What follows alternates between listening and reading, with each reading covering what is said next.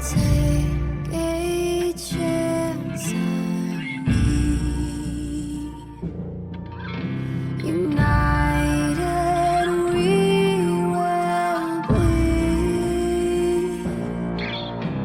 You gave me a reason to fight once again. We stand together, we'll stand till the end. Through all the pain, I know this is worth dying for. We are the sword. As one's blood, we will fight. We will make it out. Bruising better, we will battle till the glory sun will rise. We are the sword. War. Alone we're just as one, but unified with your light, we can shine in the dark. You gave me a reason to fight for the truth, not just for us, but for others abused. We will defend the defenseless as the rain pours.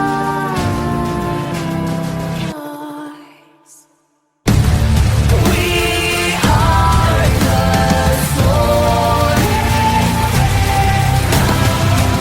As one's blood, we will fight. We will make it out. Bruising better, we will battle till the glory sun will rise. We are the sword. War. Gave me a reason to fight once again. We're on the front line, still marching in. Love. Gave me a reason to survive and win. You gave us a reason to fight. War.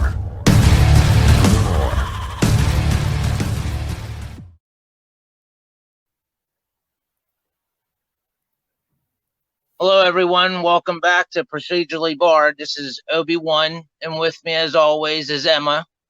Hi there. Today, we're going to be talking about the German suspect, M. Yeah, this has been a long time for us, hasn't it, Ben? Yeah, it's really been a while. We've looked at this very deeply for quite a long time. Today, we're going to give you a bit of an overview, I think. So, I just want to talk about a couple of things here. This is something I've written. Today, we're just going to be going off the whim of things, but I just want to read this real quick. And this is a prelude to something that's more than just a theory.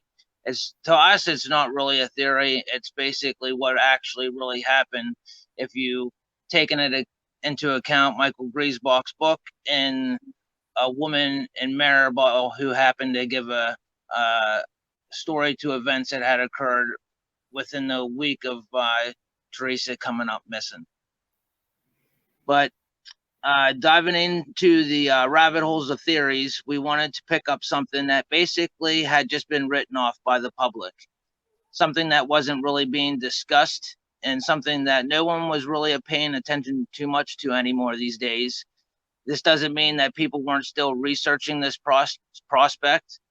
It has a way to kind of like draw you in and suck you in, kind of like a moth to a flame.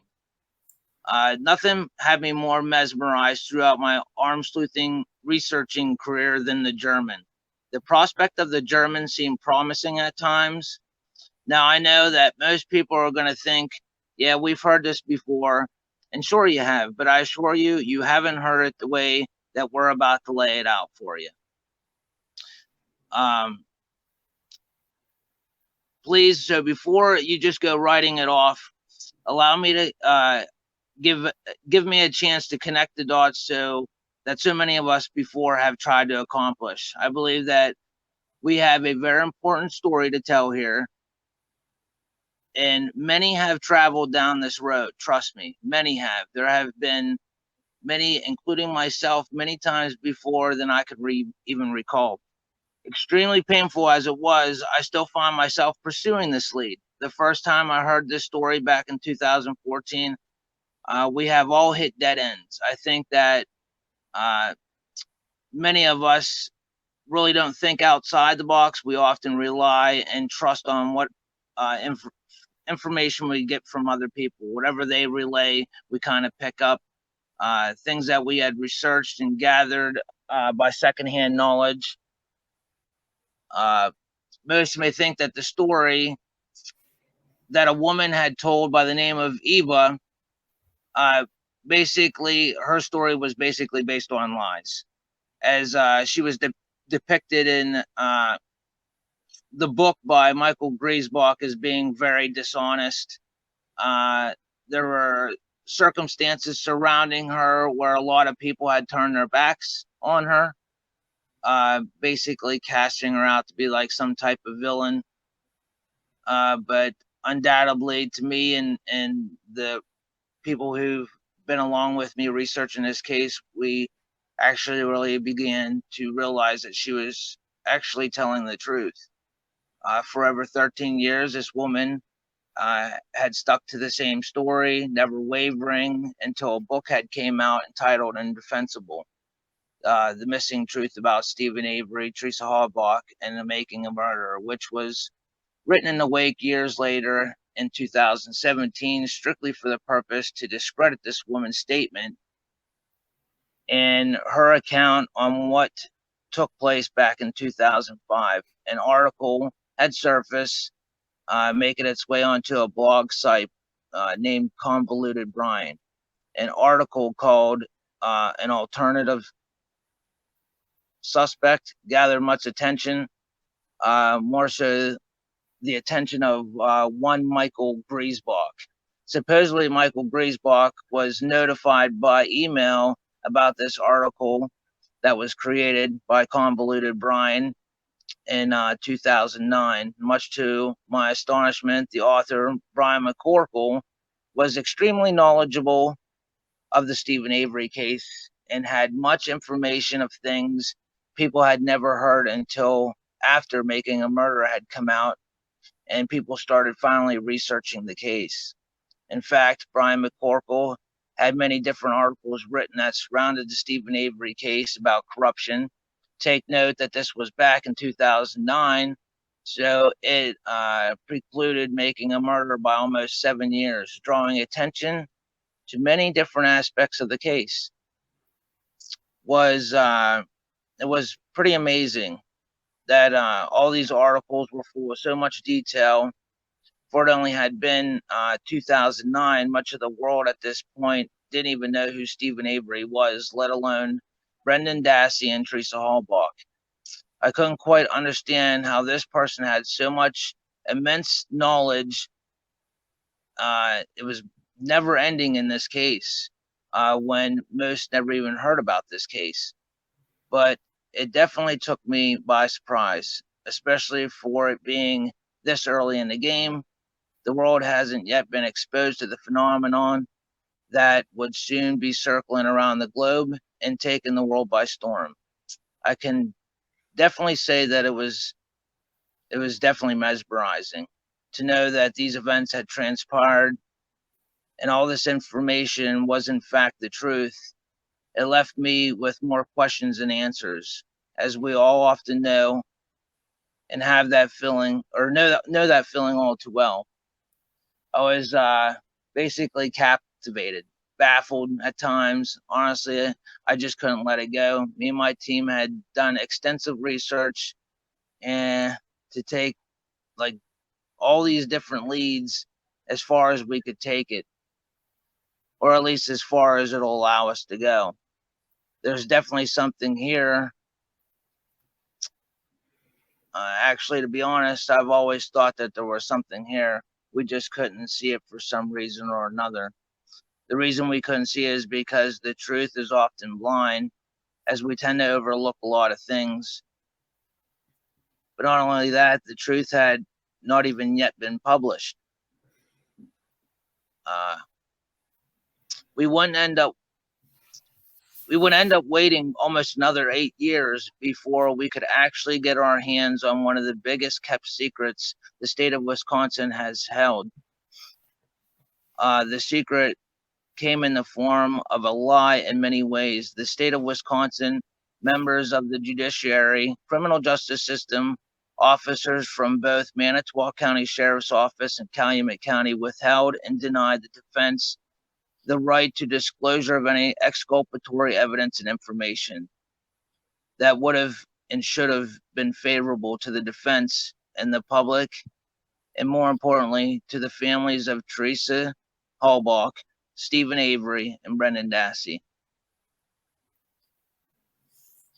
Information that was to be made exculpatory under law in the way that it is written. Exculpatory evidence and information that everyone withheld, including Michael Griesbach himself. Though he blatantly lied about it in his book, we will get into that later on, but Michael Griesbach, more so out of anyone, had this information prior to trial, never once thinking to turn it over to the defense. As I stated, we were unable to connect the dots until Michael Griesbach created this book toward the end of 2017. As convoluted as it may be. All right, I think you've explained that really well, Ben. This has been a long time coming. Let's dive straight in and have a look at who the German is. So, Siegfried was born in Hamburg.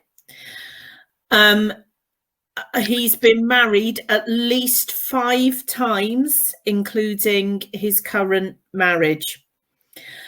We should explain the first marriage that we know about.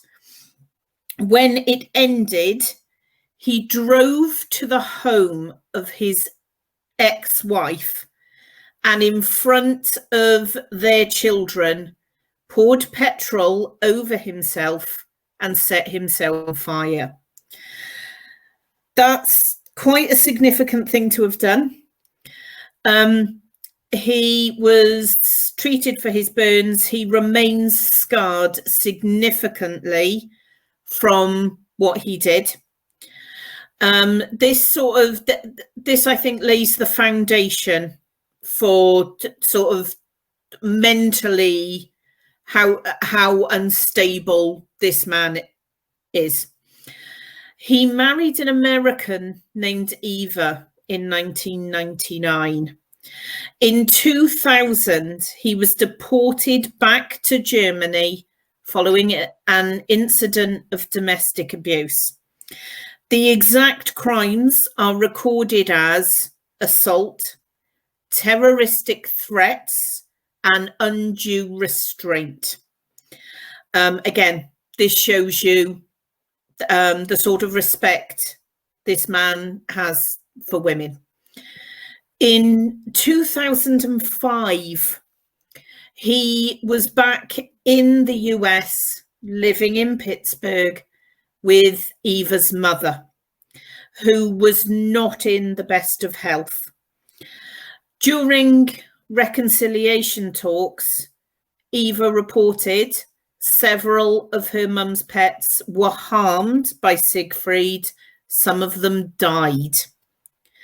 The pets hadn't been ill. They only showed signs of harm after Siegfried had been staying there. He followed Eva. He contacted Eva's ex-husband, found Eva's address and showed up. And that was within traveling distance of Green Bay. They tried to stay in the relationship. It ultimately ended. He was deported again in 2009. He'd been detained in Pittsburgh in 2008. That's just a bit of a background of who Siegfried is. Ben, have you got anything to add in here? Well, I just wanted to explain to everyone, there is, like, when we started researching this and looking into it, I mean, Siegfried was pretty much fairly a ghost. I mean, you could not find anything on him. And I mean, pretty much what you could gather up from is like hearing from past details of people who have already spoken about it. I mean, there's a lot of correspondence that you could find with Eva talking online and through various different accounts and stuff like that. And I mean, you really had to like hunt down information. And I mean, it was very, very scarce. Yeah. Like eluded the internet. It was crazy. But then, I mean, we can continue to the next one. Yeah. There you go, Ben. What's his story? It is recorded that Siegfried suffered from several personality disorders, allegedly a combination of bipolar disorder, antisocial personality disorder, borderline personality disorder, and he has been hospitalized multiple times as a result of these disorders. In 2005, Eva wished to separate, and she rented a house in Maribel with the plan that Siegfried would stay in the Bondul home address in the Wisconsin residence. Her tenancy was due to start on the 4th of November 2005, but she was able to access the property prior to this to move items in. Eva reports that during a drop-off trip, she was followed by Siegfried. Now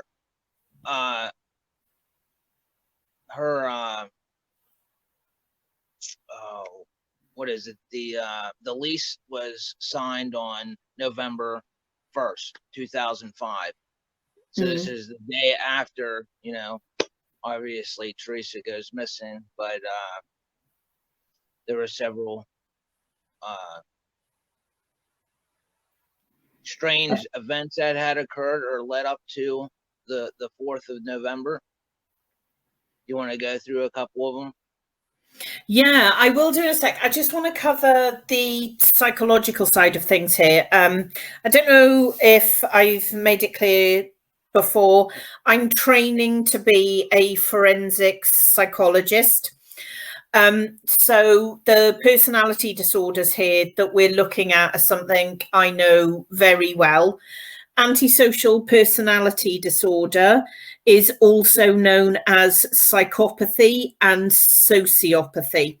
So what we're talking about here is someone diagnosed as a psychopath. He also had borderline personality disorder, which meant he was very unstable emotionally and had trouble with impulses. He couldn't control himself when he was in a rage. That general scope of things. Yeah, there were lots of weird things, Ben, in the run-up. I think the lease started on the 1st of November, but she couldn't move in until the 4th. It had to do with a post-dated check, I think. That's the reason why she couldn't move in prior to the 4th. When we say here that she reports during a drop-off trip, she was followed, she was still moving stuff into the property after November the 4th. It was early hours of the morning on November the 6th. She'd dropped off a load at the Maribel property, returned to the Banjul property, and her second car was missing and Siegfried wasn't at the property. She wondered whether he'd followed her to the Maribel home.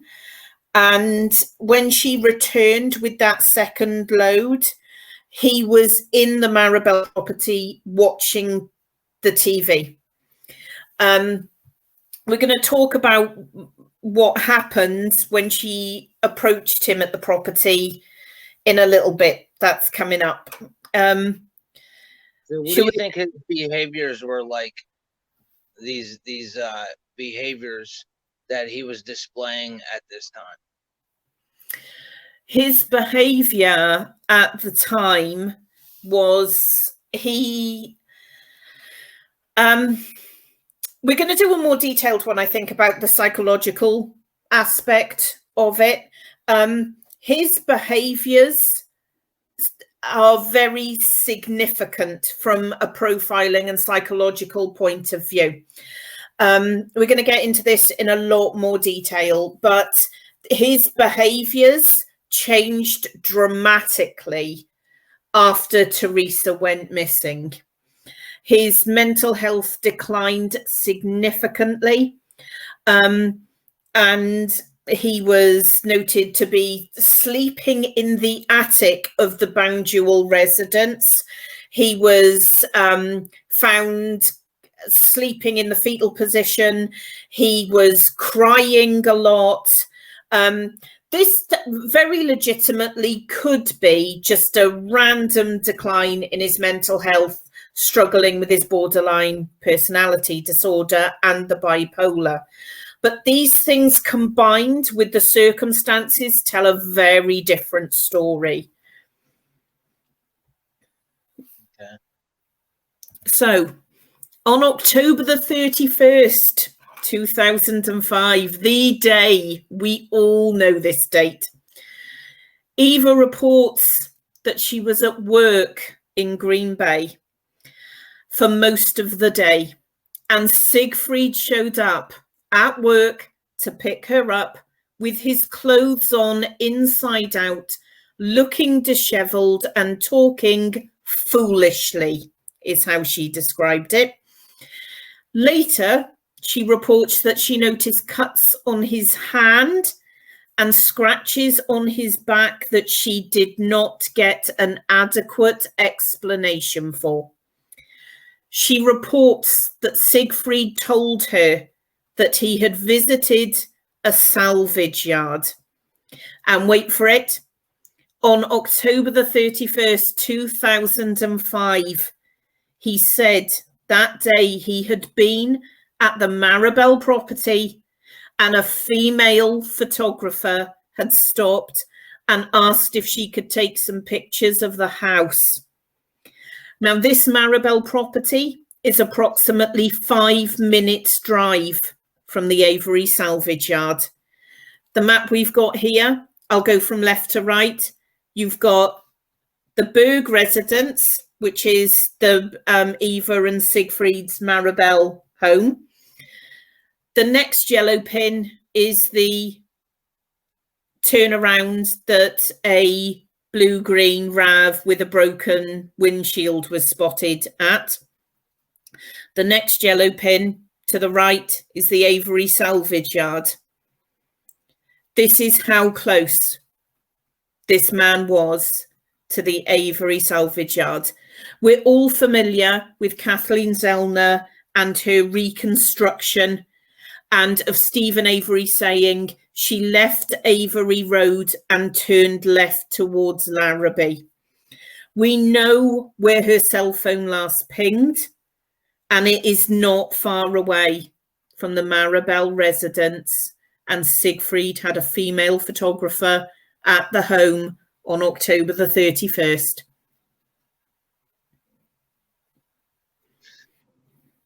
Yeah, I look at that and I see how close that is, and it is. Well, we know that the Bergs' residence is roughly around 6 miles, almost near. away from Avery's property, and the 147, which is probably almost, I'd say about 4.5, maybe even less than that. And Yeah. I mean, it's in like walking distance, that the 147 from the Bergs' home. I mean, you could literally walk there. Also, I think it's worth 2-3 blocks away. Yeah, I think it's worth noting as well that between the Berg residence and the turnaround is Maribel Caves Park. And we know that Colburn visited Maribel Caves Park and picked evidence up from a member of the public. Now, we know that that evidence was a box of lube and some cut trousers. Yeah. Like pair of Daisy Fuente jeans or something. Yeah. They were trousers that were found in one of the caves. So this is how close this is playing out to the Avery salvage yard. And if with Teresa turning left at the end of Avery Road, puts her on a straight line to the Berg residence. Yeah, she would have literally had to pass right by there. Yeah. And I think it's also worth noting, just across the road from the Berg residence is the Cedar Ridge. And there's a gas station, I think, across the road. A call came in from the manager of the Cedar Ridge. This is right across the road from Eva's Maribel home. And she phones in to Manitowoc Police Department and says that she's got important information surrounding the disappearance of Teresa Halbach. She gets transferred to Calumet and we never find out any more from there. The corresponding call, if you follow the times, that call is missing from the dispatch calls that have been released. And we don't hear nothing about no follow-up. No. And there's nothing recorded in CASO either. And bear in mind, CASO is meant to be the investigative report. This is a list. This is the officers describing what they did to solve this crime. And they get significant information coming in that they don't record anywhere. No, it would be safe to say that both Calumet and Manitowoc County were involved in the investigative side of this. Yes. Yes. And yet we don't hear nothing or see no documentation or anything mentioned about it. There's nothing recorded in CASO or the Manitowoc files about this. There's nothing recorded about the manager of the Cedar Ridge phoning in. We're going to get deeper into things, I think, and you'll understand even more. But this is the first of the list of things that were not recorded. Manager of the Cedar Ridge. You ready for the next one? Yes. This one's yours, Ben. So Eva reports that Siegfried's behavior becomes very disturbing. He had taken to sleeping in the attic, isolating himself of the Bondwell residence, and had cut labels out of all of her clothing. When they saw a missing poster, Eva reports that he said very seriously, "She's dead." Eva also reports that upon returning home one day, Siegfried seemed manic and told her that he had burnt something and that he was worried someone had called the police. He said that he had burnt a doll's crib, but Eva found out that the crib was undamaged. Now, when he says he burned something, he had admitted to Eva he'd been at the Maribel property. This is on, I believe the date on this is November the 2nd. He'd been at the Maribel property burning things. Now, the significant thing for me that stands out here was that he was worried someone had called the police. Now, if you're burning something and you're worried, you don't automatically worry that someone's going to phone the police. You worry that someone's going to phone the fire department. So for him to make that natural step to someone was going to phone the police, what was he doing? Burning stuff that was criminal that made him worry about the police. Why pick police, not fire department? The branch of ethics I'm getting into is content analysis. That's very significant to me. The fact that he linked what he was doing with police and crime. Yeah, I wonder what he was actually burning, though. Yeah. If not, clearly, it's not what he said that he was burning, because Eva went looking for the items that he had claimed to have burnt and found them fine. And we can't forget good old Siggy's love of fire.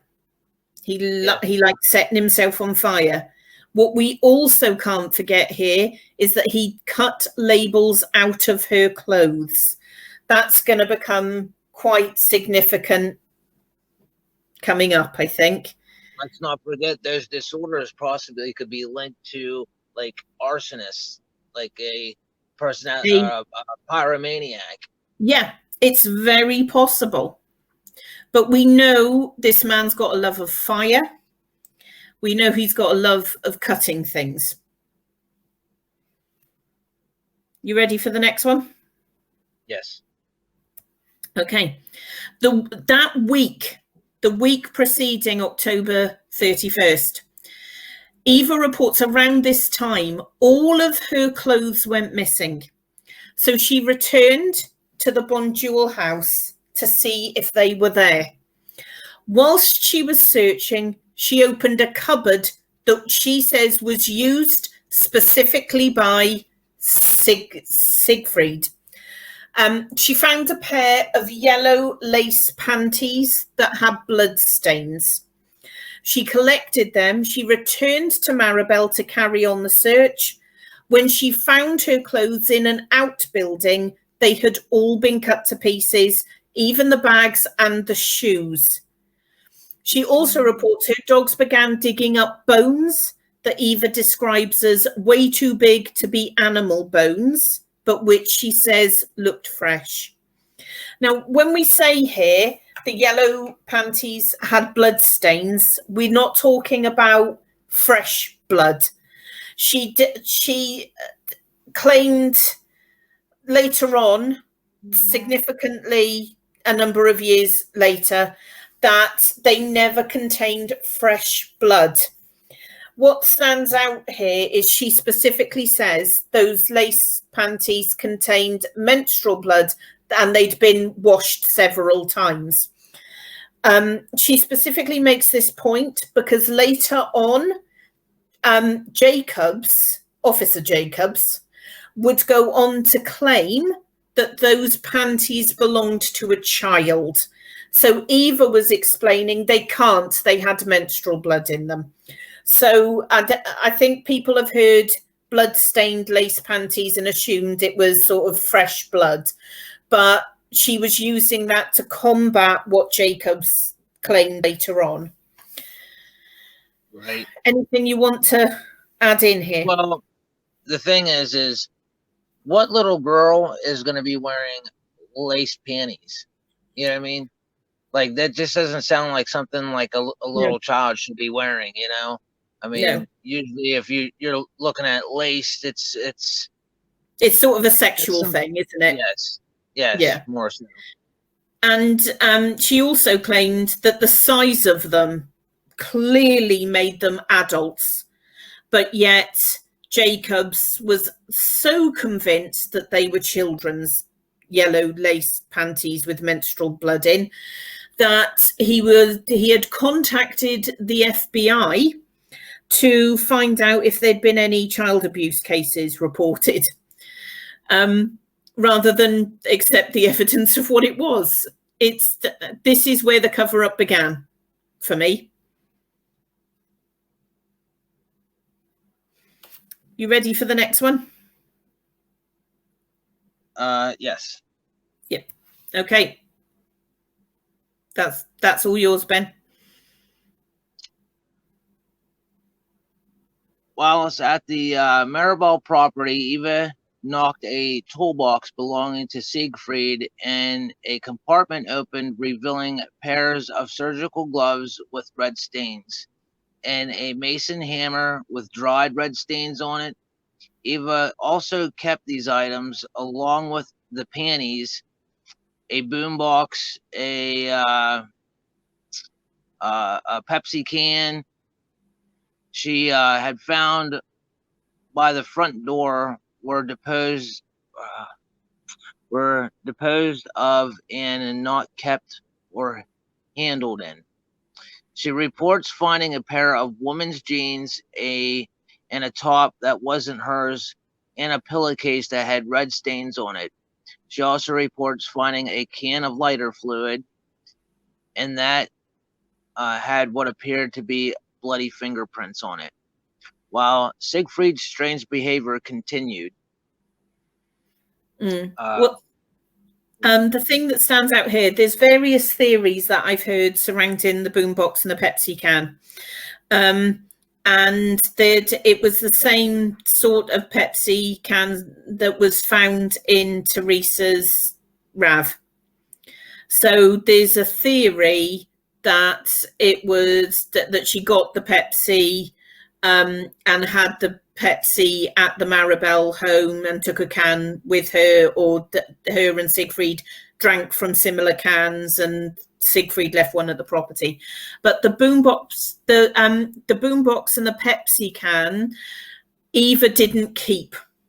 She disposed of them before she moved in. But what she did keep were the surgical gloves with the red stains on, mason hammer with the red stains on, the panties, and the can of lighter fluid with what appeared to be bloody fingerprints on. You know, I kind of remember back when I was like putting all these items together, and it was just coming up in my head, and I kept thinking like she was possibly describing like a murder kit or some type of rape kit. It's very that stood out to me also. Now, we've got the evidence report from these items being handed in. Not all of the items are recorded in the evidence report, but Eva says she gave all of the items over at the same time. The only items that they do record having there are the mason hammer, the panties, and the lighter fluid bottle. The other items that she hands in, the surgical gloves, the jeans, top and pillowcase, then they get lost. They're not recorded anywhere in the paperwork. Now, the paperwork specifically says that they believe the red stains on the surgical glove and the mason hammer to be paint. They collected them anyway, though, right? But they collected them anyway, even though they believed them to be paint. What did we think? What did we think before in a previous podcast about what we believe to be blood on a sweater, but others believe that it possibly could be paint? Yes. But why would they not collect it? But they would collect this stating that it's paint. Yes. That stood out to me as well. They don't apply the same techniques across the board. Either it's paint, just leave it on the jumper in the house, but wait a minute, it's paint on the hammer and the gloves, but we'll take them into evidence anyway. But what I think stood out to me about this is because they said that they believed it to be paint because of Siegfried's line of work. Now, Eva reports that Siegfried was a stonemason by trade. So it's very possible he came into contact with red paint, red wood stain, gloss, that general sort of thing. But Eva is very emphatic about the fact that Siegfried didn't work, not once. He never had one job. He never provided any financial input into the homes at all. She was the sole Provide. yeah, she was the sole provider. So she's also very vocal about the fact that Siegfried didn't do anything. It's not like they were renting a property and he was doing work on it. She very specifically says he didn't do anything. So how those items could have been covered with paint when he wasn't using them is... Well, we know that Eva stated that she believed that he had scratches. Well, she visibly seen scratches all over his body, and that he was bleeding. He had a cut to his hand. Yeah. So, yeah, I mean, even if he wasn't working, wasn't providing, I mean, there's other ways of getting red stains on numerous items. Yes, exactly. You ready for the next one? I very highly doubt that it was paint, But well, there's other than testing these items. Now, it's worth noting here, these items were received by Manitowoc, and it's in the evidence room. These items, not all of them, some of them, they probably are all there, but the paperwork only describes some of the items. These items could be taken out of evidence tomorrow and tested. They're sat in the evidence room, and I hope they've been stored properly so that if it is biological. Well, there's also record that they do have record of collecting these items. Yeah. Some of these items. Yes. But I think it's highly significant considering the time frame between when Teresa disappeared and then you have these items that appear to have blood on them. You wouldn't think that would be significant to test or want to test just to make sure that, I mean, you might possibly have the wrong suspect. Yeah. And Eva goes to the police. She meets with the police, and she specifically says, I think my husband killed Teresa. And she sits down and she explains all these weird circumstances, the change in his behavior, the fact he says a female photographer was there, the fact that he's been burning things, the fact that his mental health has declined rapidly, the fact that she's finding things that she can't explain, the fact that Siegfried has cuts and scratches that he won't explain. The fact that he was at the A salvage yard. Yeah.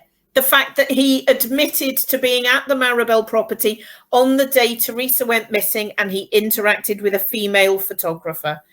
And one of the huge things here is none of this was recorded. None of this is in CASO or in the MTSO investigation report. None of this is recorded. The fact that she contacted police and said, I think my husband killed Teresa. Nothing. Anywhere. You want to? Yep. Next. Okay. Eva reports at this point she confronted him about the evidence, and asked if he had anything to do with the missing woman. By this point, she's so convinced that it's him that she confronts him about it.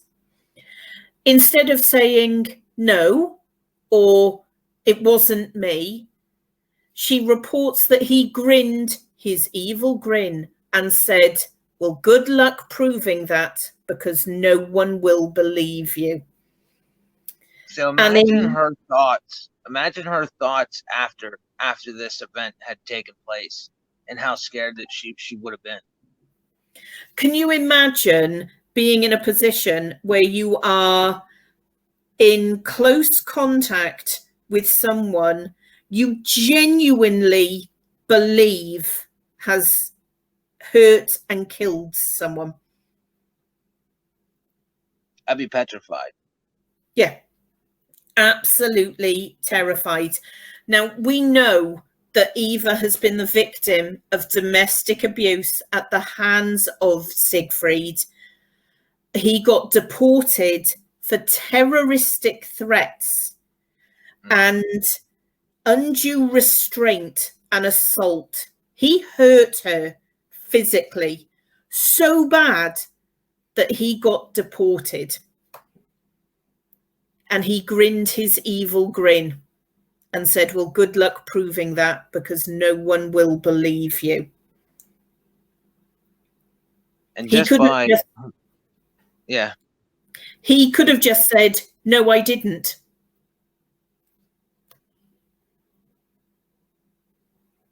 Why would he want her to think that?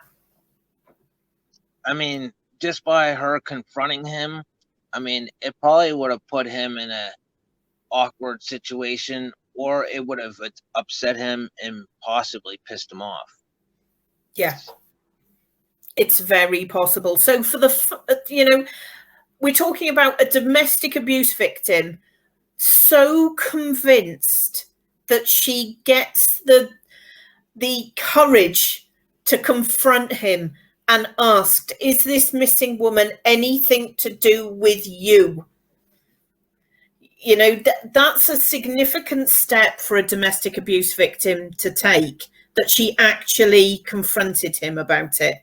She was that convinced that he was linked to it, that she overcame her fear and asked him directly. That's how convinced she was that he's linked.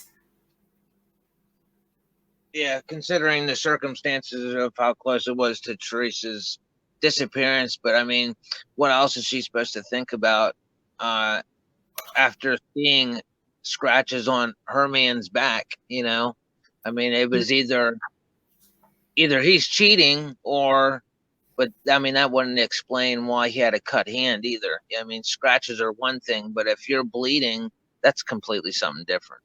Yeah. So, yeah, I mean, you're right. You ready for the next one? Yes. It's all yours. Violent attacks. With the separation not going well, Eva began to worry. She had been seeing Siegfried standing at the gas station across the road and had found the balcony doors open at night and the dogs barking wildly at the outbuildings. She came downstairs on the 6th of November to find Siegfried in the lounge watching television. Violence ensued, and Eva ran to the gas station and called the police department. At this time, she advised the police that Siegfried's visa had run out and that he was in the U.S. illegally. Siegfried was arrested in the early hours by Sergeant Orth. He was charged and bailed to Glenn's bar and ordered to stay away from Eva and the property at Maribel. So there's a huge gap in here, which we'll get into later. But I mean, he does happen to be arrested. He's in prison for a period of time. And then there is a restraining order put against him where there's a no contact order and he's not allowed to be around the Maribel property or Eva. But I mean, he is basically let out.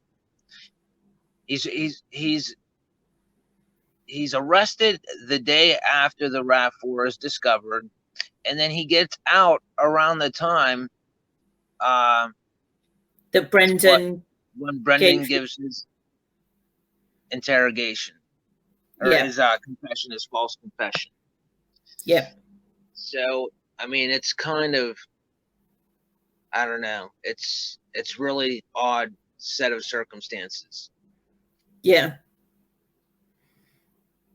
In my opinion, Yeah. I kind of feel like they arrested him on the pretense of possibly charging him with this crime if they had knowledge of Eva's statement. And then they kept him in there basically until they knew that they had Brendan's false confession in the bag. And then they released him. Yeah. That was after the second arrest. This is the first one when he was watching telly. She confronted him. She reports that he hit her around the head and she ran to the gas station. There's going to be another assault and that's when he gets put in jail and he gets released the day of Brendan's false confession. The timing, it's exactly like you said, the timing surrounding all of these occurrences is very strange. And you could put it down to his psychological difficulties that he was having, but it's really weird that he's having these really intense reactions round about the same time. Significant things are happening with Teresa, with finding of the RAV. It links in a little bit too much. Yeah, it does. It does seem to be that way. Ready for the next one? Mm-hmm. Okay. Eva reports she was interviewed for 2 hours in the same room used for Brendan Dassey. She says she spoke to Detective Jacobs and told him of her fears and that Siegfried killed Teresa. She handed the evidence that she had collected over. That evidence being handed in took place to Christine Bessler at Eva's property. It was then arranged for her to come in and speak to Jacobs. There is only one report that mentions the evidence Eva handed over, and it only contains information on the yellow lace panties, the hammer, and the surgical gloves. The other evidence Eva claims she handed over appears untraceable. Eva would go on to request her files much later in 2010. That request of her files was prompted by Laura Nyrider, who contacted and spoke to Eva about these occurrences and explained that she was having trouble getting the files. This is according to Eva. All of this is according to Eva. She says Laura Nyrider asked Eva if she could request her files and pass them on, which she did in 2010. She was told by Detective Jacobs he denied interviewing her and further contact with him would result in a harassment charge. She very specifically remembered the room, and when she saw Brendan Dassey's confession, she immediately knew that they had the ability to voice and video record what had taken place inside that room, and she requested the videotape or the audio of the interview with Jacobs. And that's when she was told, if you contact Detective Jacobs again, you're going to be charged. Hmm. What do we make of that? I don't know. I'm kind of standoffish by it, but I mean, it's a way to basically intimidate her, to basically back off and remain silent, Yeah. like as if she was threatened, you know? The good old duck and cover is how that stands out. Okay, you ready for the next one? I just wanted to make a connection here with Bessler. And, one of the ones, a more recent connection that we just had made. Would you want to elaborate on that a little bit? Yeah. When she was, she tried several times to get her files. One of the times she tried, Larry Ledvina. We know this name because he thinks of himself as the gatekeeper of FOIA requests. He contacted Eva back when she asked for her files. And he said, you have to either phone me or come in for a meeting if you want access to your files. Now, the interesting thing here, the connection here, is that Larry Ledvina is married to Christine Bessler. Bessler attended the Maribel property. We've got the evidence report stating Christine Bessler took items of evidence, listed the yellow lace panties, the hammer, and the surgical gloves from Eva at her property. So we've got legitimate proof of this.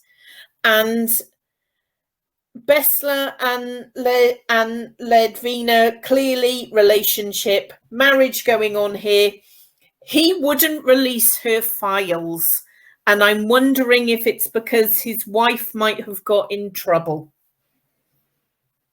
Well, wasn't Larry Ledvina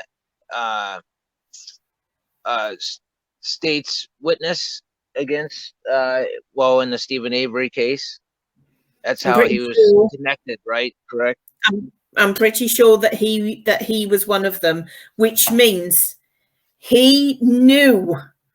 There's no way that his wife wouldn't discuss what she'd done that day, or there's no way that he wouldn't be aware that Eva was trying to FOIA her files that included a report from his wife. So and he would have known. He would have known of exculpatory information and evidence when in this he case sat that's in that connected courtroom. to Avery's case, and he wouldn't say anything. Yep, he sat in that courtroom and knew about this evidence and did not say anything. And we've got the evidence report. We've got the actual paperwork. We know that this is legitimate.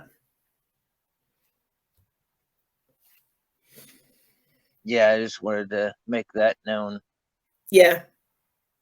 There's a lot of you scratch my back, I'll scratch yours, and a lot of I need to cover up for my wife. Oh yeah, going on. We hear this later on, involving another. Well, actually, probably many people. I'm sure that. I mean, usually your spouse always knows what's going on. Yeah, exactly. You know, they are going to talk over dinner, and especially over a case as big as the Avery case. And again, all of this leads up to if officers in Manitowoc were aware of this, and we know they were, because that evidence report is dated March the 6th, 2006. We know that they knew about this, and they didn't record it, not in their investigation. They didn't hand the information over to Calumet to go in CASO. This was kept in-house deliberately. Ready for the next one? Yep. Okay. This one's yours. There's more violence to come. Eve reports that despite being under order of protection of her and her marital property, Siegfried returned and was seen at the gas station across the road. Eva agreed to meet Siegfried in Manitowoc. Siegfried wanted his papers from the property. These papers would be the Immigration papers. immigration papers, yes, his visa and stuff like that, his documents. Eva agreed to drive him there. Once there, another attack ensued, and police were called again. Siegfried had to be restrained, and once again he was charged. Now, this is when he basically, this was where he forced his way into the property. Is that right? Yeah. And he was actually tased in the kitchen, but he had grabbed a camera and had ran across the road and had taken his socks off and basically tried to strangle himself. That's and right. They had to subdue him. Yes. But he grabbed the camera. The camera was like the most important thing. He wanted to make sure that he grabbed before he took off out the door. And who knows what he was doing when he was running across that road and into that field. I mean, he could have been deleting photos that existed on this camera. We have no idea. But yeah, I mean, I would assume that if he had property in his hands and that he had taken across this field and they had subdued him, it's quite possible that police would have obviously took the camera into custody, you know? Yeah. Maybe. I don't know. Well, you would think that they would do. It's just really weird to me that someone with the thought of escaping and ending their life would choose to pick up a camera on the way past. Yes. And these can be linked back to those, you know, I mean, different type of disorders that he has. I mean, he's obviously went as far as to forcing his way, first breaching the court order and, you know, but obviously striking and assaulting Eva again, where he struck her on the side of the head and then forced his way into the home, grabbing the camera, fighting with law enforcement and trying to fight to get away and elude officers. I mean, these are some pretty dramatic actions and behaviors for, I mean, this person. It's just craziness. Yeah. We have got a whole video coming up about how and why Eva was discredited so widely. And we go into more detail in that about the significance of this, because Eva agreeing to meet him in Manitowoc and then agreeing to drive him to the Maribel property, it looks like she's not scared of him. And it looks like she doesn't mind being in the car with him. And she's fine with being hurt and hit and assaulted by this man. We go into a lot more detail about that in the next video. But just domestic abuse is quite a topic to cover. You know, it takes women, the average is 7 attempts to leave an abusive partner. She specific, you know, I think she agreed to meet him in Manitowoc to stop him coming to the house, because she figured Manitowoc was, you know, a bit more heavily built up than the area that the house was. The police are closer, there's public around. He wouldn't stop phoning her and emailing her. There was a lot of contact going on, and I think she felt it was the safer of the places to meet. Either ignore him and risk him coming to the house, or go and meet him in public where police are not far away. That's my interpretation.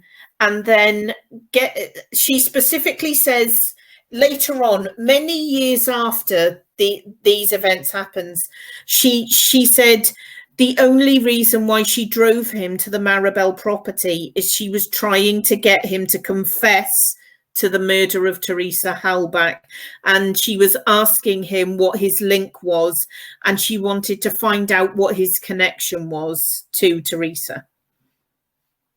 Yeah, but we don't really know the circumstances of what was going on. I mean, she could have possibly been working with law enforcement back then to try and cooperate, to possibly help them out.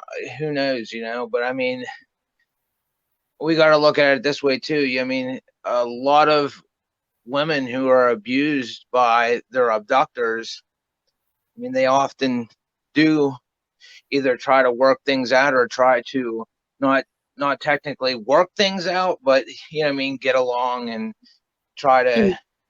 I mean, she obviously had his papers and things that he needed to. Those documents were obviously important to him. You know what I mean? Because they were his visas. And I mean, without him, I mean, he possibly could have been stuck here or stuck in prison.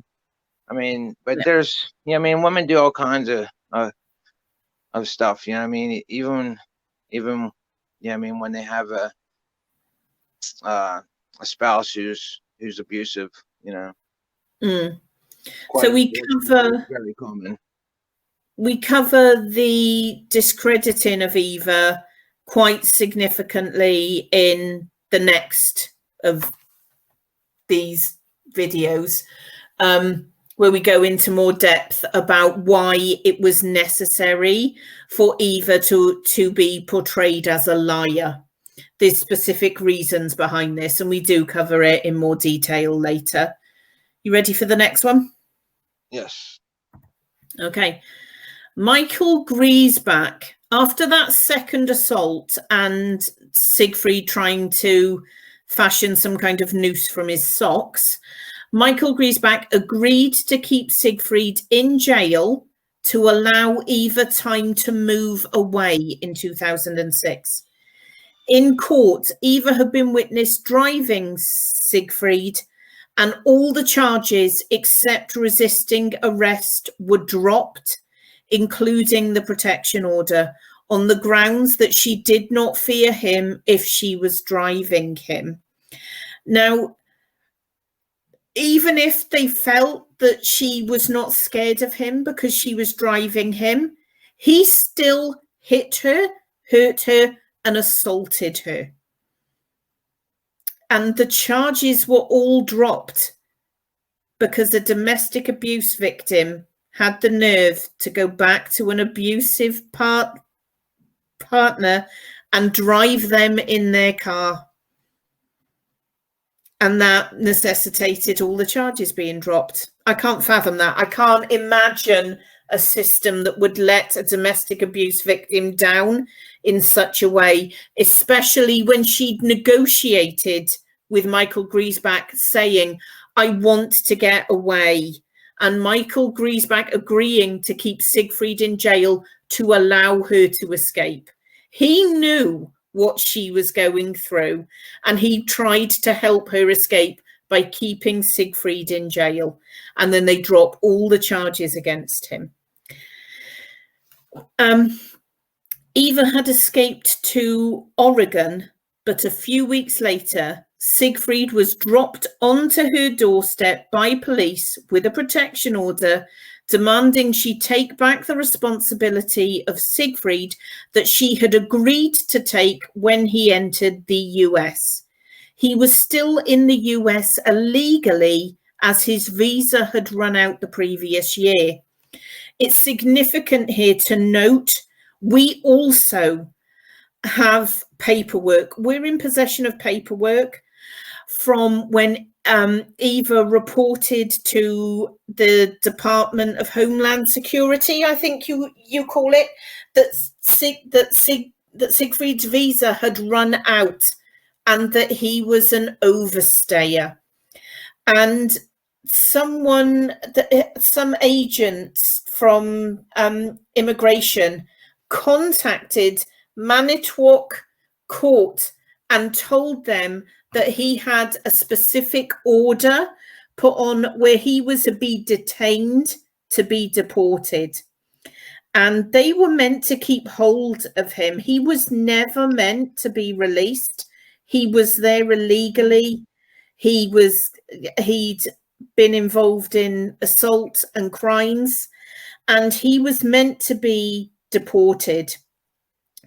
And instead of deporting him, they drive him across the US and deliver him to Eva's doorstep, saying, you have to let him in and take responsibility of him because you agreed that you would see to his needs and put a roof over his head. And she was issued with a court order. Yeah, so she was basically in charge of him, you know. Yeah. This is also, we're going to go into more detail with this in the one in the next video about Eva being sort of proved to be false and a liar, and how she's actually not. Many people have said, well, if she was that scared of him, why is she living with him in Oregon the next year? Why does she stay with him for another 2 years? She was court ordered to. So those who are basically like catching up, I mean, Michael Griesbach, I mean, at this time was acting as his district attorney or assistant district attorney at the time. And he was basically the one prosecuting Siegfried Berg for these assaults. Regarding Siegfried being illegally within the US, I'm going to just read a section of some of the, hang on, let me just read. Manitowoc County Sheriff's Department. This is some of what happened when Sergeant Orff arrested him when he was watching the TV in the Maribel property.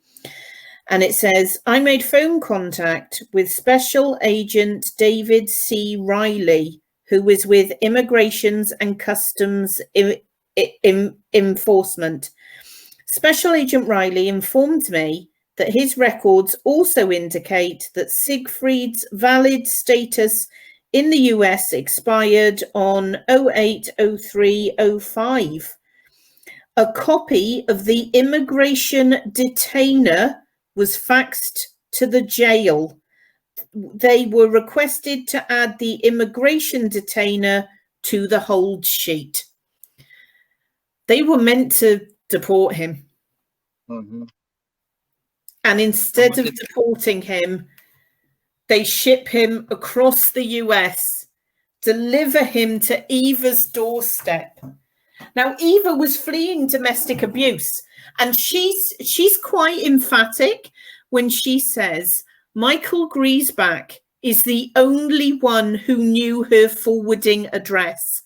And after he shows up there, she phones Michael Griesbach and basically says, what on earth are you doing? You gave him my address. And I think the answer was along the lines of, oh, we're not in charge of what people do. And she said, I know that, but you didn't have to deliver him to my doorstep. And she had this court order saying that she had to let him in and take care of him. So basically, she was living in the Maribel property for a couple months. And upon his second release, she had already moved out of that property and had moved to where? Um, in another state, Oregon. Yeah, Oregon. yeah, in Washington State. Yeah. And then they literally transfer him to her doorstep, Yeah. When there's knowing that an it was a immigration violation of, decision. yeah, knowing that it was a violation of the no contact order. But Yeah. there's a no, there's I mean, obviously it's in a different state, and I don't know how it goes. You know, I mean, like the how the jurisdiction applies there. You know, I mean, obviously Mm. she's living in another state, but he's actually crossing state lines with, you know, what I mean, whatever law enforcement who had transferred him there. Mm. Whether that was, who was that? Would I have been don't somebody know. from Manitowoc County. I think Eva says that they paid for his ticket on a Greyhound bus, is what she actually says. But when he'd obviously been given instruction on what to do when he got there and how to find out where Eva lived. He actually, the first Eva knew that Siegfried was nearby, she was leaving for work, and there was a police car that pulled up by the house, and Siegfried was in the back. And an officer came and spoke to Eva and explained that Siegfried had made allegations of sexual assault against her. She sort of laughed and said, "You need to speak to Manitowoc Police Department because you're not allowed to bring him anywhere near me. Go and speak to them, and then we'll talk." And the policeman drove off with Siegfried still in the back of the car. By this point, he's been driven to her house. He knows where she lives now. And a couple of weeks later, she gets a knock at the door. It's a different police officer. And the police officer tells Siegfried to go into the house, and then he serves Eva with a court order, saying that when Siegfried came into the US, she signed a contract taking responsibility of Siegfried and any financial and medical health and needs that he might have. And she was court ordered to now meet the responsibilities that she'd agreed to. And I wonder how that works out. I mean, how does that supersede a no contact order? well, they cancelled that no contact order on the grounds that she didn't fear him if she was driving in the car with him. Mm. So they actually cancelled it because, you know, heaven forbid a domestic abuse victim not muster up the fear. Ready for the next one? Yes. Okay. This one's yours. The dog attack. There are newspaper reports of Siegfried taking a dog for what was meant to be a short walk. When he returned 2 hours later, the dog had been badly beaten by a man with a stick. The dog required $2,000 worth of treatment. Mm. This is going Here's a short report. Oregon man gets probation and dog beating. A man who beat a stranger's dog was sentenced to 2 years probation after an early plea of no contest to a felony charge of aggravated animal abuse. Hillsborough, a man who beat a stranger's dog was sentenced to 2 years probation after early plea of no, I just repeated that. Anthony Garrison, 33, of Hillsborough, can't have contact with pets during his probation and must undergo anger management counseling. Washington County Judge Stephen L. Price said. Garrison also can't own a pet for, what does it say, 5 years. Yeah. The significance of this is this is going to come back again in the next one about why Eva's this horrible liar. This flags up with people saying, because that article goes on to name Eva and Siegfried Berg, and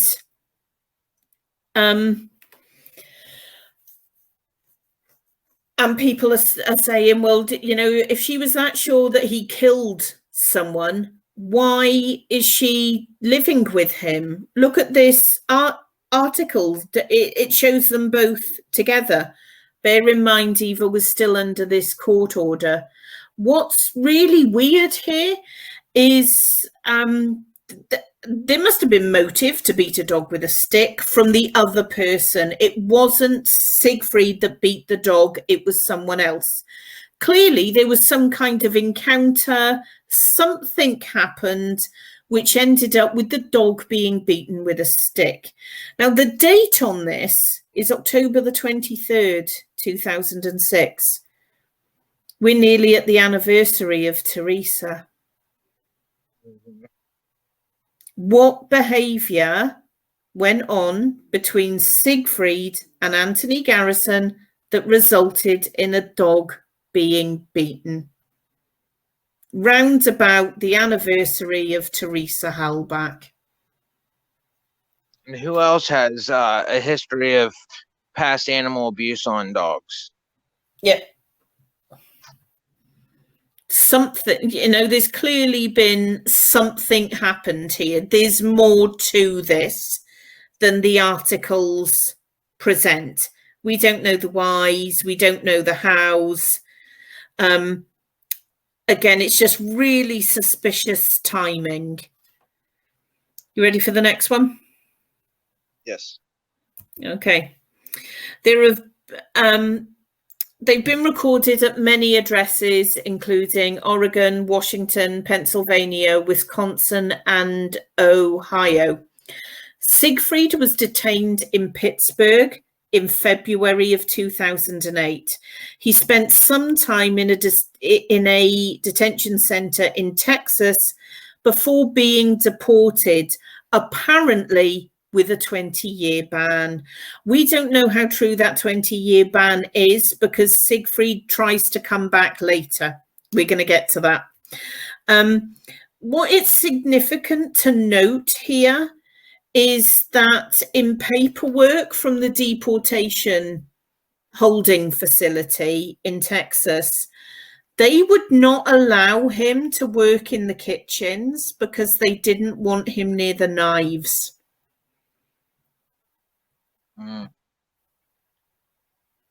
Right.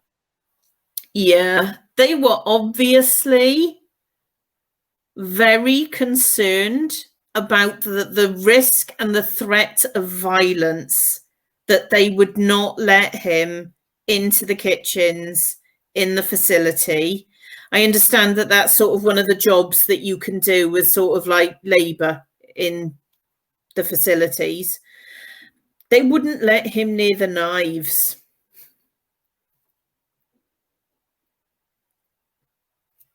That's what do you quite. think that is? Well, there was obviously a risk of violence from him. They obviously had to protect him and those around him. He was either a threat to himself or others or both.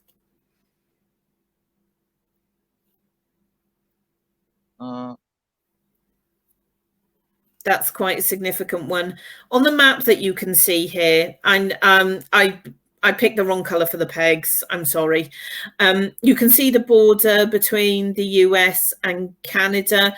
There's a lot of little pins all over the top half of that map. That's some of the places that we've been able to pinpoint them from when Siegfried first arrived in 1999 through to when he was deported in 2009.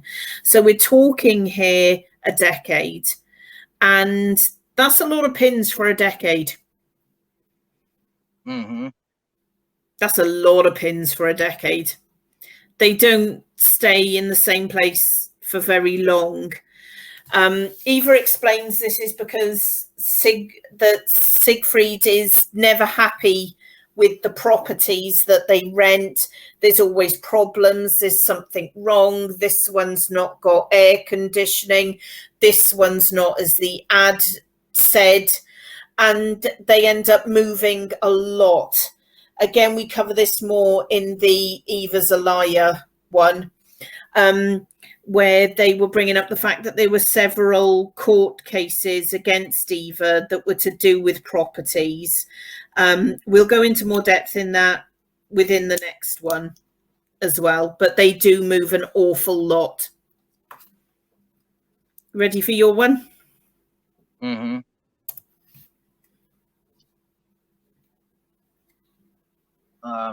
In 2009, Brian McCorkle wrote an article about the German with information from Eva. 14 days later, the barns at the Maribel residence were burnt to the ground in a mysterious fire. Nothing remains today except a few stones. And just before we get into the convoluted Brian, up until just recently, this past winter in November, we actually found out that the place had the Germans' residence, that property there on Maribel, was bulldozed to the ground and is ready to be turned into some type of cheese factory. But I mean, they literally erased any evidence that possibly could have still existed on that property. But I mean, apart from the home itself, I mean, it had a two-part warehouse that was on it, and I mean, it was massive. But, Yeah. The property itself was pretty massive as well. I mean, we'll have to show some pics in the next previous podcast, but I mean, the property was pretty massive, and I mean, you could do a lot of different things that nobody, or I mean, there's barely any residents around there. I mean, you could do anything that you wanted on that property. And even from the home itself, even if you were to do anything behind the warehouse, I mean, you wouldn't even be able to see it.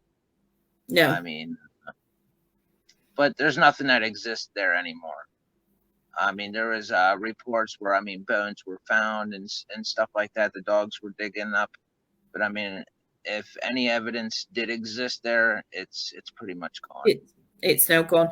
What leaps out to me, and it's really weird, is that the Convoluted Brian article comes out, and 14 days later, Eva's not living at the property then.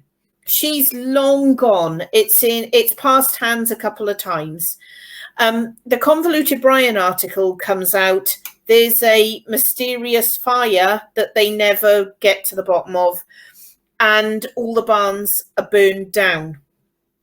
And Ben, you made a FOIA request, didn't you, to Manitowoc? Yes.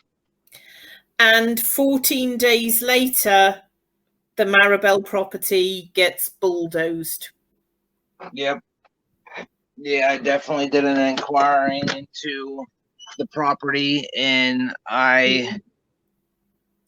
it was just crazy timing. I mean, like, I was literally watching it on a friend's phone who actually had driven to the property around this time, and they noticed the machinery and everything there, and I mean, it was just currently going on, and I'm like, I could not believe that I just inquired about this property, and within several weeks, I mean, it was being bulldozed to the ground.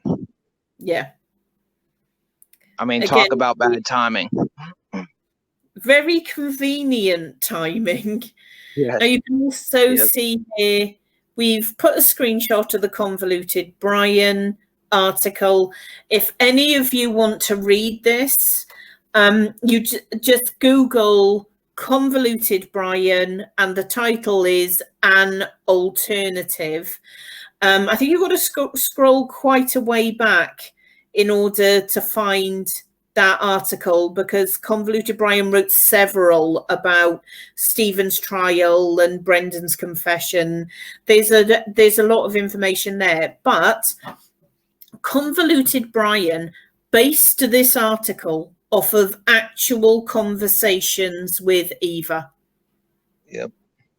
So this contains quite a lot of information direct from the horse's mouth, as it were. But I definitely highly recommend the reads in these and in the different posts that he had blogged about.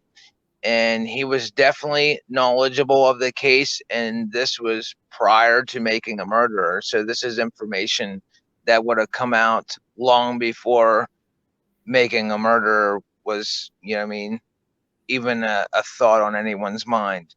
But to have this type of information in 2009, I mean, it's pretty significant, and it shouldn't just be overlooked. I don't think so anyway. No.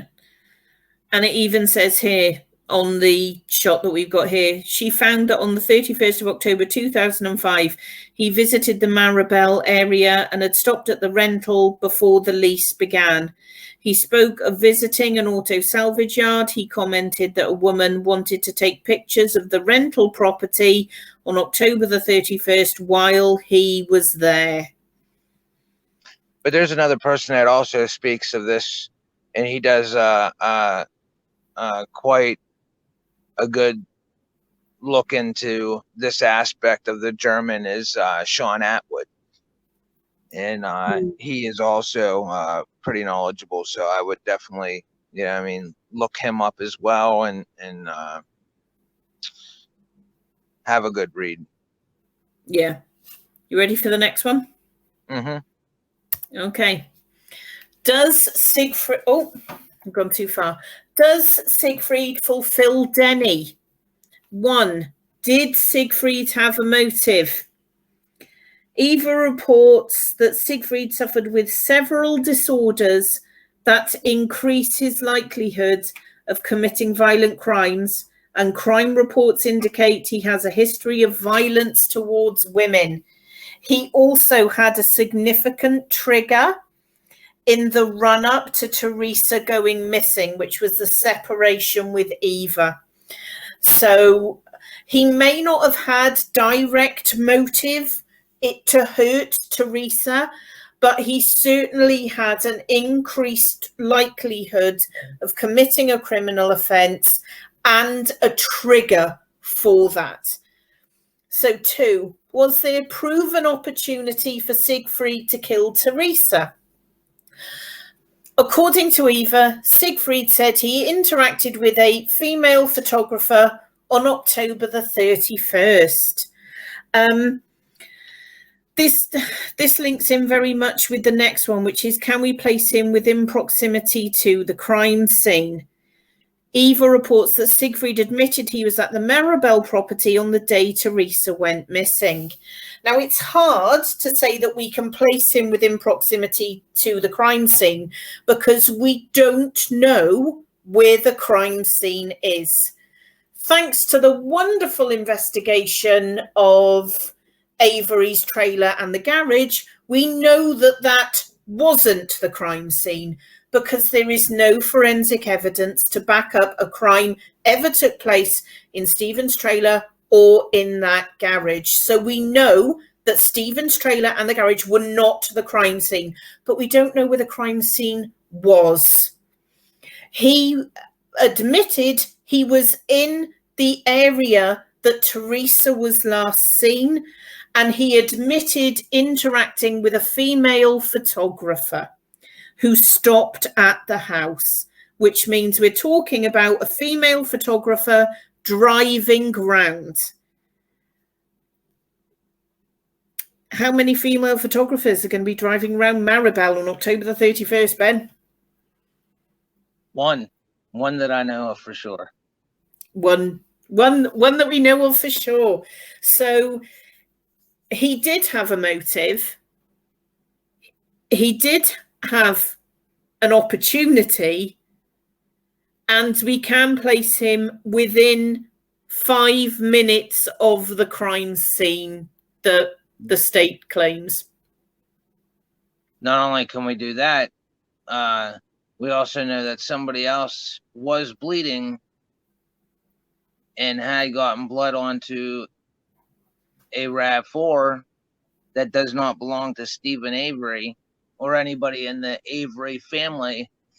But we also know that Siegfried was also bleeding on the 31st, according to Eva. Yep.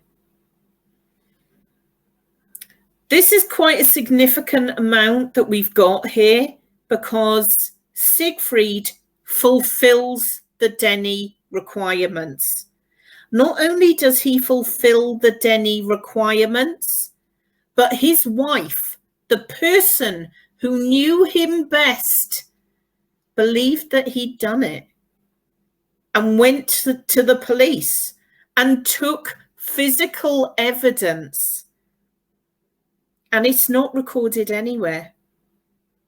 It's not in Manitowoc investigative report. It's not in CASO. Nothing gets mentioned.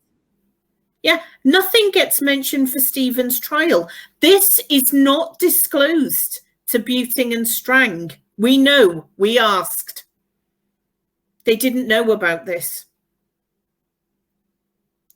And the point here is, if this had been raised during Stephen's trial, could this have caused reasonable doubt?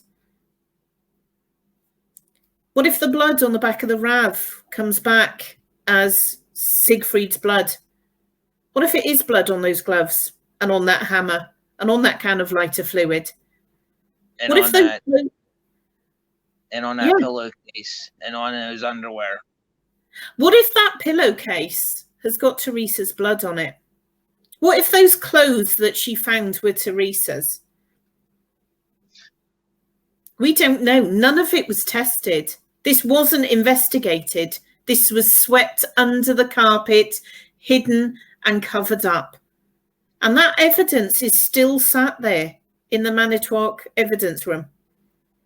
I want to make an important note, though, is that there is, now I haven't really nailed this down yet, but I believe that the person that Colburn or Remacher had met up with in Maribel could have possibly very well have been Eva. And the thing is that there are items connected from Maribel that were submitted in Avery's trial, except for what Eva had turned in. Yeah. That we know she had given. We've got here a very distinct pattern of behavior, and I'm going to do one on like the profiling and the psychological side of it, and we'll go a lot more in depth.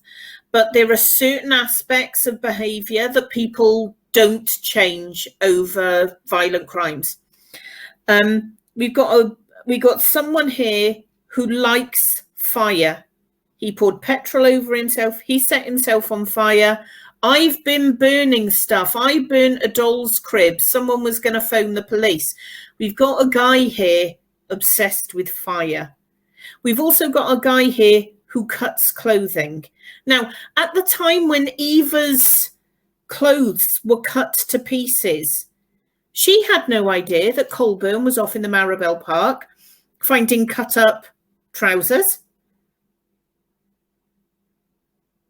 And yet we've got these links that are intersecting. We've got these patterns of behavior. We've got fire. We've got cutting up clothes. there's a lot of links here.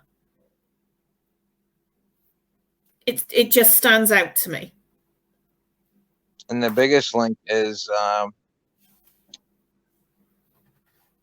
the officers and the public officials who are both connected to either side of this.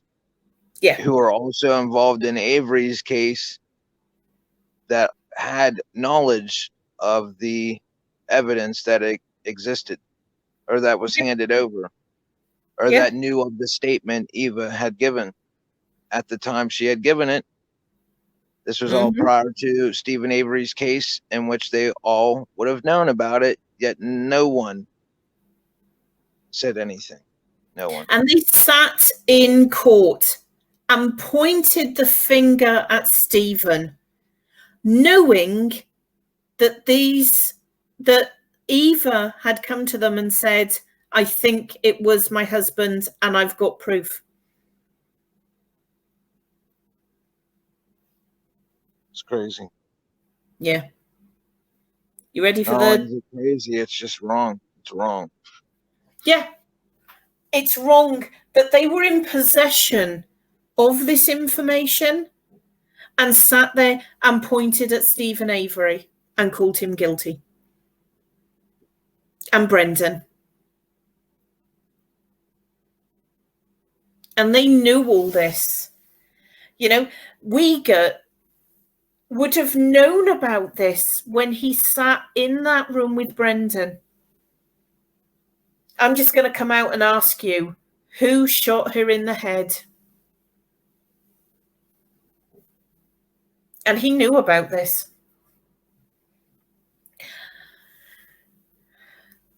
Changing the topic just quickly and leaping back to the topic of that hammer.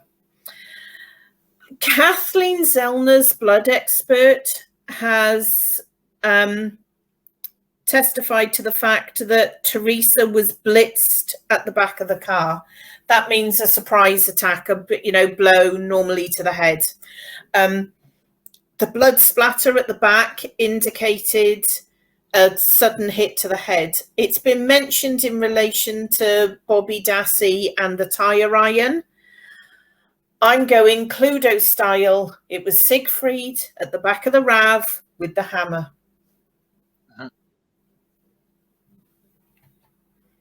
Just saying, it fits. That's a good analogy. Yep. Are you ready for the next one? Mm-hmm. This one's yours. Look what's underlined in red, Ben. All right, so this is apart from Michael Griesbach's book. So this is what he would have said. And he basically he calls Siegfried by the name of Wolfgang, and of course Eva is named Sophie. But he says here that I had reviewed every document and note in both of Wolfgang Braun's files and talked the meaning and import of their contents to death with everyone in the house who was willing to listen. But in the end, it proved impossible to answer the question upon which the entire Avery case seems to hinge. Was Sophie Braun telling the truth? If she was, her husband was almost certainly the killer, which says a lot. Yeah, this is coming from the assistant DA and prosecutor. Mm-hmm. You know, for him to make a statement like that, if she was, her husband was almost certainly the killer.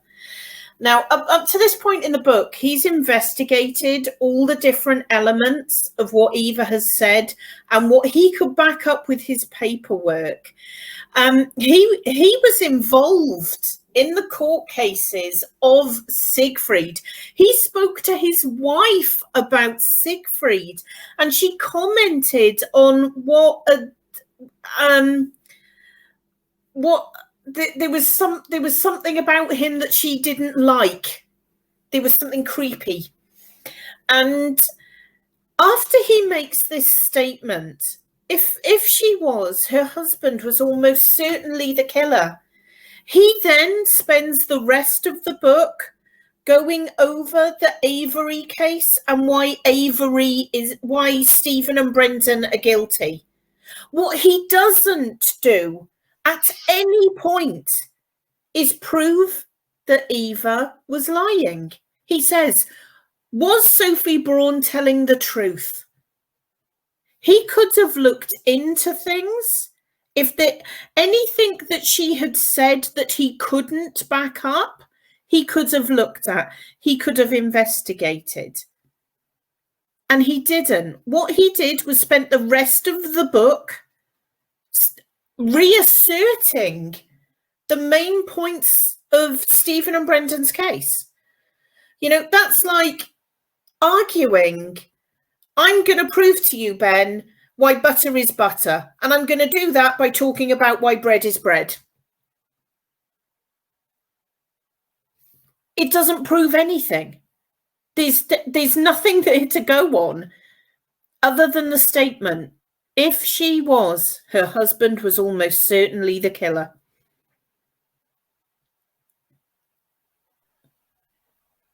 Says it all, doesn't it, Ben? Yep, it does. Okay.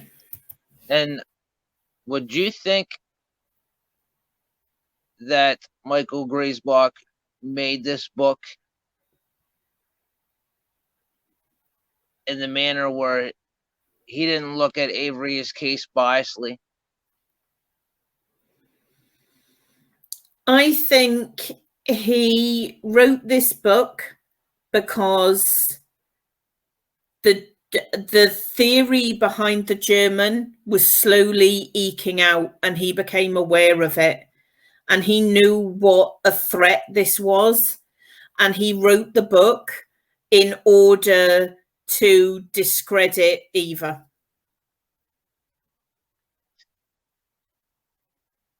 That's legitimately my belief.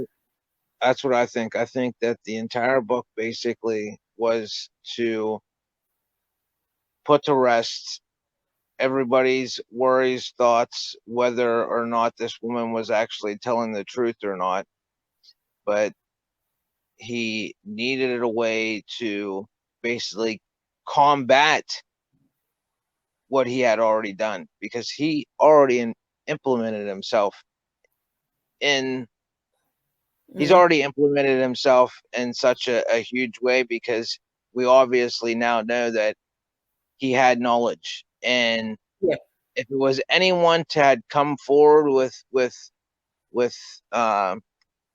any exculpatory information, it should have been him, because he's the one that prosecuted this case.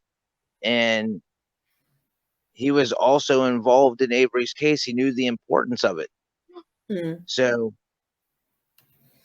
he obviously knew the value of what that information held, and he chose to look the other way. Yeah. Well, during all this, we've given you some of the information that we have. And it's been we've done quite a long recording. There was a lot of information in just the German in a nutshell presentation. We've got several more coming, giving you even more information about this. There's a lot coming, and some of it is quite chilling.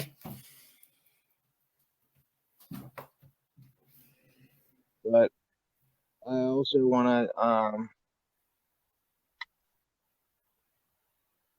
I wanted to talk about a recent passing as well. The loss of Eric Cozy. And it's really it's been a big blow for everybody, and I know everybody's I mean, hurt over this loss, and it's really affected a lot of people.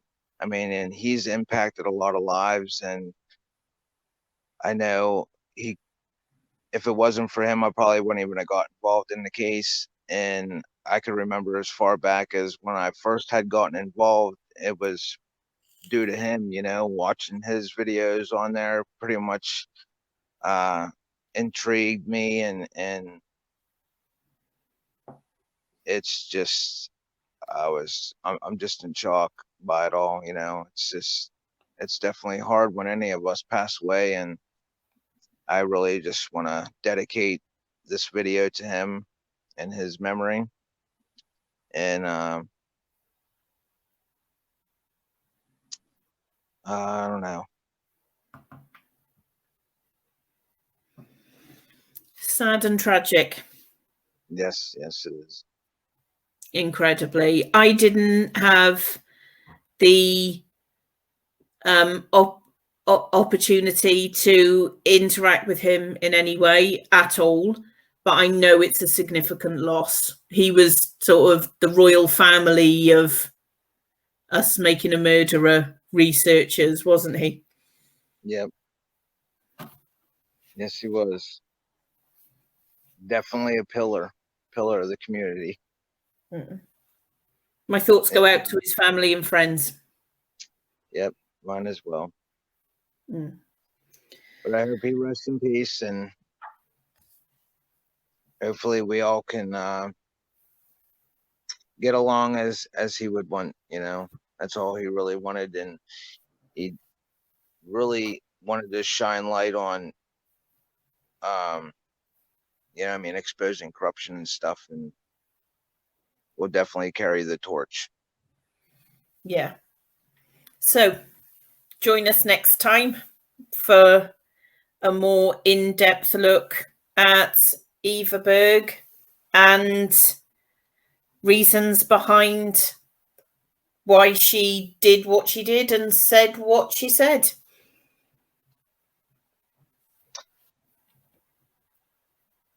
Talk to you later.